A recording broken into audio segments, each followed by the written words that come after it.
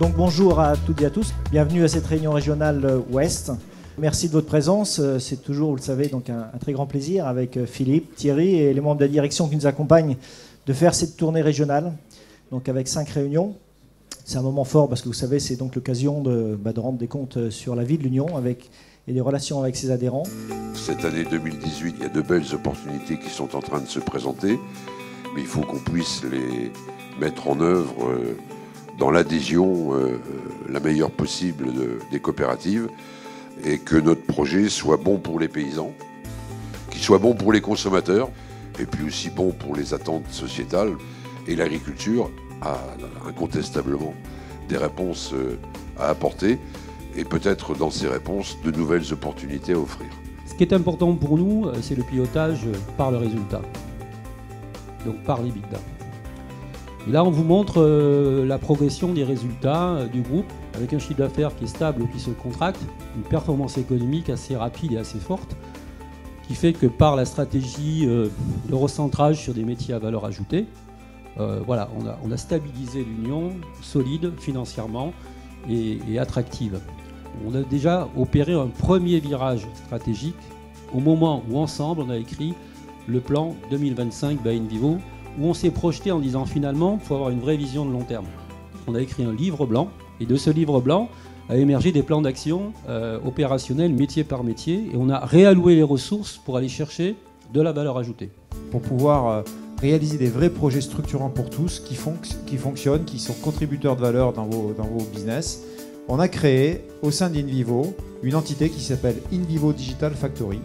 Et notre mission, justement, c'est de développer des projets transverses d'envergure mondiale au service des filiales d'InVivo et de ses coopératives. Le canal digital devient un canal particulier, privilégié. L'omnicanalité de la coopérative, c'est un vrai sujet. Le point de contact avec l'agriculteur, c'est plus que seulement le technicien. Ça doit être également d'autres outils. L'agriculture entre dans l'ère digitale, celle des fermes connectées, du big data et de l'agriculture de précision. Le positionnement de Bioline en termes stratégiques, c'est de se positionner sur une agriculture dite de la troisième voie, trouver un chemin de crête entre un modèle qui est plus soutenable sur le marché français, en tout cas pour l'instant, et un modèle qui a le vent en poupe, mais qui en termes de volume restera une niche et donc ne peut pas être un positionnement majeur pour InVivo ni pour Bioline. Les métiers qui doivent être les principaux contributeurs, le métier de la semence, donc qui fonctionne toujours très bien en France, mais qui a aussi des premiers vrais gros succès à l'étranger, entre autres au Brésil. Agrophyto, dont on a parlé avec Fit Europe, la scientifique, une JV en Chine qui commence aussi à montrer des signaux très positifs, et l'acquisition de CCAB qui est tout à fait au rendez-vous de ce qui était prévu et qui donc est un contributeur important.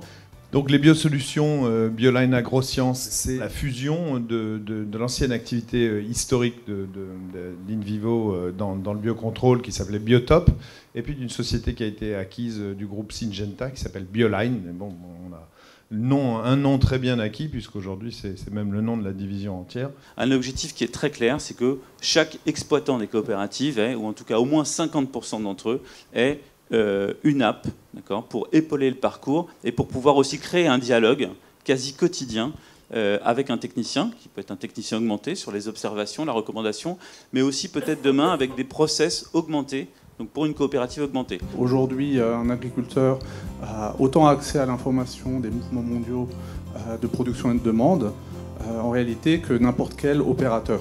Dans ce cadre-là, on parle bien d'un marché totalement globalisé. Il n'y a aucun moyen de se cacher. Il faut donc en permanence avoir une logique d'être adapté à suivre ce que les principaux éléments de détermination du prix créent. Le gros événement, c'est effectivement le rachat de Jardiland qui change la donne, la dimension et l'ambition. Rendre plus attractif, ça veut dire quoi? Ça veut dire peut-être viser à rééquilibrer les chiffres d'affaires autour de 3 piliers qui sont 40% le jardin et le végétal, 30% sur l'animalerie et qui sont 30% sur l'alimentaire. On va multiplier les raisons des fréquences de visite de nos magasins.